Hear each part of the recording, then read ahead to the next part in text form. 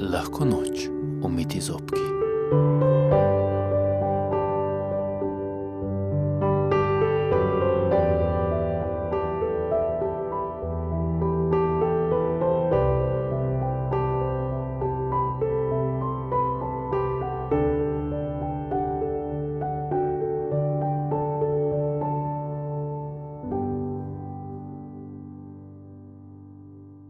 Slovenska ljudska o 3 sinovih in mucku. Živel je oče, ki je imel 3 sinove in ni vedel, kateremu bi zapustil hišo. Vsem 3 je ne morem dati, je rekel. Tako bom naredil. Pojdite po svetu, čez 1 leto pridite pa spet nazaj. Tisti, ki največ denarja prinese, tisti pa hišo dobi. Res napeče drugi dan sinovom kruha in oni se odpravijo na pot. Bilo je pa tako. Starejša 2 sta se imela za pametna in sta držala skupaj, mlajšega pa nista marala. Celo za tepca sta ga imela. Prav rada bi ga kje pustila, samo da ne bi hodil z njima. Hodijo sinovi, hodijo in postanejo počasi lačni. Takrat pravi najstarejši. Pa sedimo malo semle v senco, bomo pojedli. Najbolje, da najprej pojemo tvoj hlebec, je rekel najmlajšemu.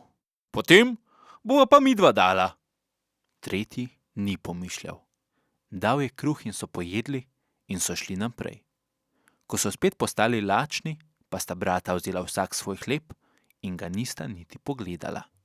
Dajte še meni malo, jaz nimam nič, sem prej dal svoje, pravi on. Ona 2 pa. Doma smo vsi dobili zadosti, tisto pojejmo, pa bomo siti. In nista dala nič. Pojedla sta in šla, njega pa pustila samega v poti. Tako je bil žalosten.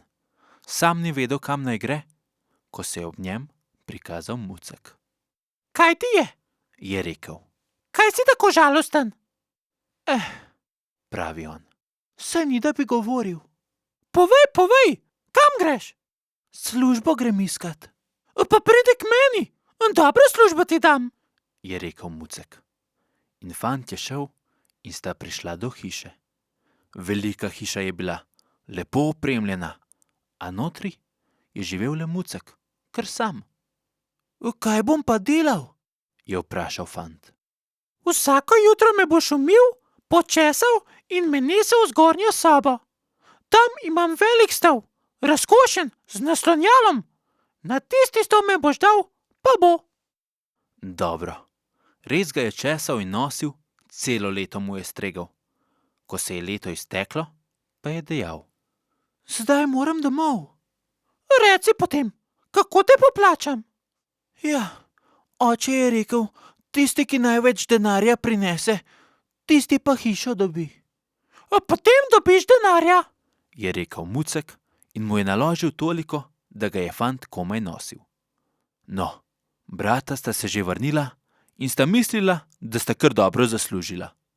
Gotovo dobiva bajto, jaz ali ti, sta rekla. A ko je tretji začel stresati na mizo, sta kar gledala, molčala in kar gledala. Dobro, je rekel oče. Ti si prislužil največ. Ampak jaz se tako težko odločim. Kaj, ko bi šli še enkrat? Le pojdite. Kdor prisluži najlepšo obleko, tisti pa hišo dobi.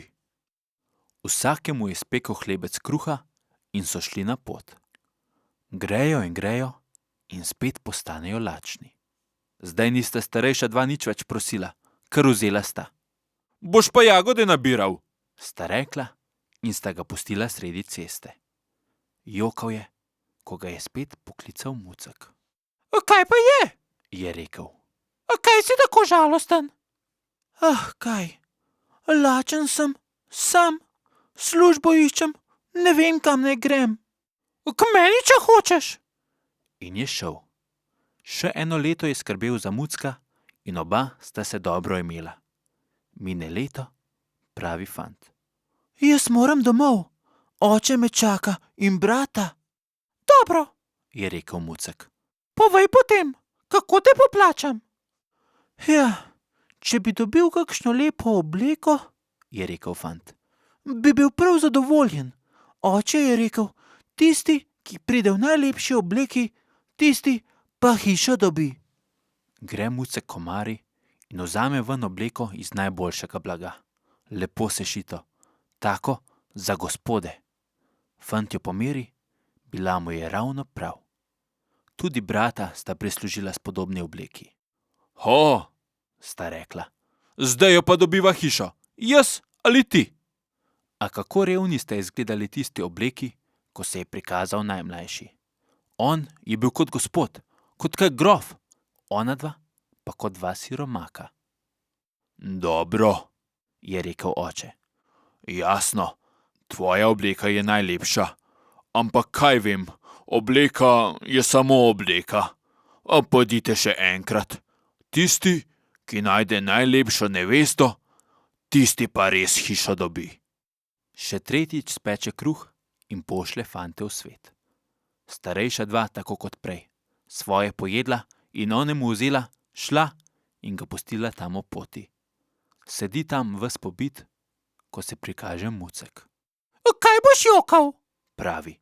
Pridi k meni! In ga še enkrat vzame v službo. Mine leto, fant že misli, da ne bo nič, prav skrbelo ga je, kje bo dobil nevesto. Gre k Mucku in pravi. Domov bom šel, je leto že minilo. In kaj bi rad? Ja, pravi. Oče je rekel, kdor si najlepšo nevesto pripelje, tisti pa bajto dobi. Dobro, je rekel Mucek. Potem pa kar noter pojdi in nanosi vode, toliko, da je bo poln kotel. In zakuri, da bo res gorelo. Fant gre, nanosi vode in zaneti pod kotlom, da je voda zavrela. Pravi Mucek. Zdaj me pa v ta kotel vrzi, v tale krop. Je rekel fant. Tega pa ne morem, temu nisem kos. 3 leta sem bil s tabo, dobro sva se imela, ne morem. Pravi Mucek. Kar naredi, boš videl, da bo prav. Fant ne, Mucek ja, nazadnje ga je le prijel in vrgel v kotel. Takrat pa Mucku koža poči in iz kotla stopi tako lepa deklica, da bi jo kar gledal. V Mucka je bila zakleta, zdaj jo je pa rešil. Objela ga je in mu rekla. Hvala ti, ljubi moj rešitelj, kako dolgo sem morala trpeti, zdaj sem pa rešena. Prijela ga je za roko, ga peljala do kočije in skupaj sta odšla k očetu. Oče je kar zazijal. Ti jo dobiš, je rekel. Ti dobiš to našo bajto. Glejte, kakšno lepo nevesto je pripeljal, vidva pa ti nemarni babi, da je ena bolj čudna kot druga. Kar pustite, oče, je rekel sin. Jaz ne ostanem, jaz vaše bajte ne rabim več. Lepo hišo imava, tole naj si brata razdelita. In sta z deklico odšla nazaj na njen gradič in sta še dolgo in srečno živela.